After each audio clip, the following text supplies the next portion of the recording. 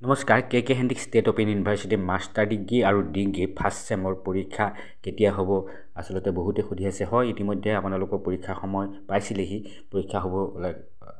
সময় হৈছিলে কিন্তু বিশেষ অসুবিধা বশতঃ হয়তো ইউনিভাৰ্চিটিয়ে পৰীক্ষা অনুষ্ঠিত কৰিব পৰা নাই কিন্তু অতি সোনকালে আপোনালোকৰ পৰীক্ষা সূচী প্ৰকাশ হ'ব বুলি মই জানিব পাৰিছোঁ ফ্ৰেছ আৰু বেটাৰমেণ্ট দুয়ো সকলৰ বাবে পৰীক্ষাৰ্থীসকলৰ বাবে অতি শীঘ্ৰে আপোনালোকৰ সূচী প্ৰকাশ হ'ব আৰু ফ্ৰেছ আৰু বেটাৰমেণ্টৰ পৰীক্ষা একেলগে হোৱাৰ সম্ভাৱনা আছে কাৰণ NEP একেই ধৰণৰ হয় আৰু আপোনালোকে চাব পৰীক্ষা মাৰ্চ বা এপ্ৰিলত হোৱাৰ সম্ভাৱনা আছে মাৰ্চৰ প্ৰথম সপ্তাহত আৰম্ভ হৈ এপ্ৰিলৰ শেষৰ ফালে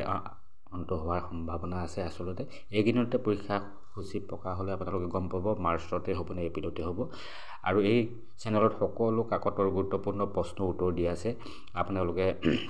প্লেলিষ্টত গৈ বা চেনেলৰ ভিডিঅ' লিষ্টত গৈ আপোনালোকে চাব পাৰিব এই চেনেলটো নতুনকৈ অহাসকলে ছাবস্ক্ৰাইব কৰি ল'ব আৰু লাইক কমেণ্ট কৰি কেনেকুৱা হৈছে জনাব আজিলৈ আহোঁ ধন্যবাদ